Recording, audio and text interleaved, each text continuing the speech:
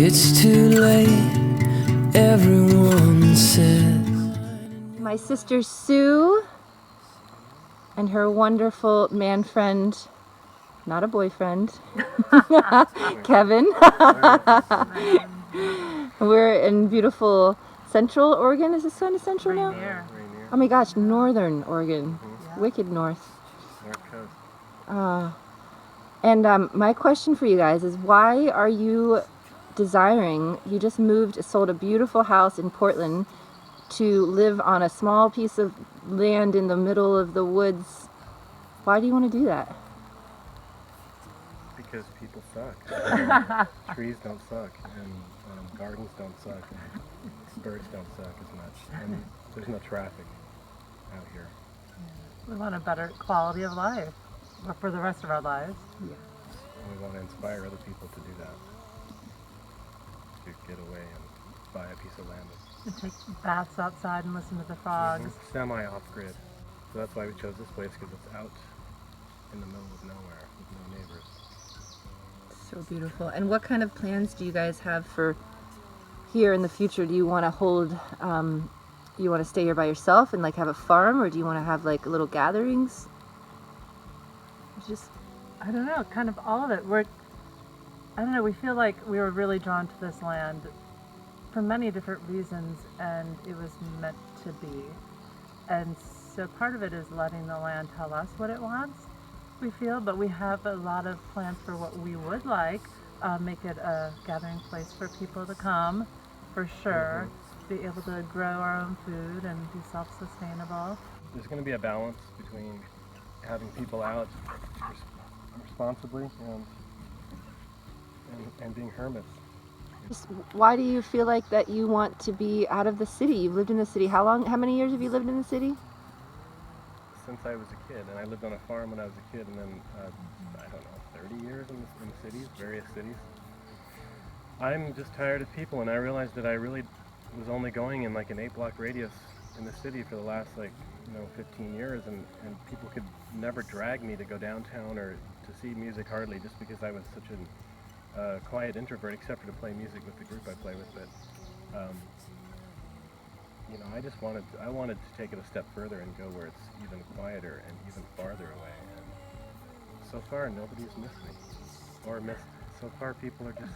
You go into town to visit people, and they act like you still live like 10 feet away, like they've never left. It's interesting how you find that nothing changes when you go back too.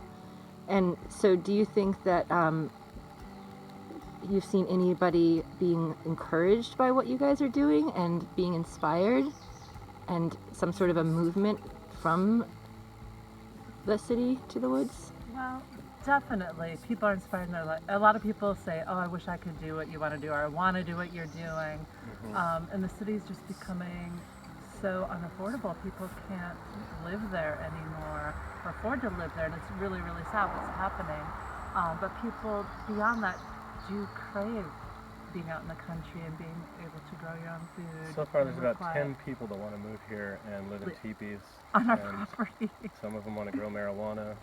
Which I don't know if they know you can just grow that anywhere now. But yeah, people have big designs for our property. That's great. Yeah. But there is space, and we want people to come out and camp and hang out and see another way of living, and how great it can be.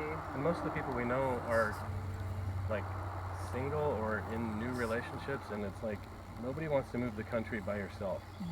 And so I think that once you get that squared away in your life, then you can start thinking about it, or you can just go crazy and do it all by yourself. That would be hard. I think it's important to have a sense of community when you're by yourself in the woods as well, you know.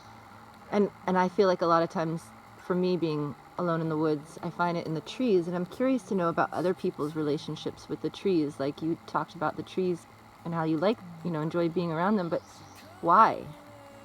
They're quiet. And the grounding.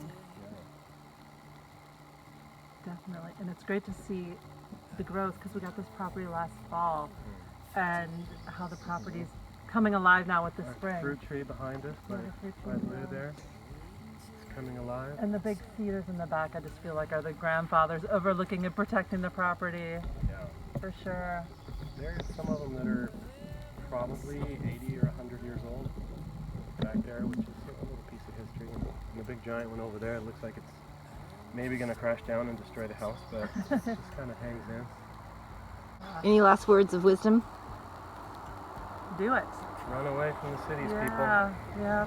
And just do it. people. Yeah, do it. Yeah, reconnect back with yourself and back with nature. And, you know, working 40 hours a week in an office with a window that didn't open was killing me and causing so much stress and anxiety. And just, it's amazing once you get out of the city, how your life changes and how you become more in rhythm with nature.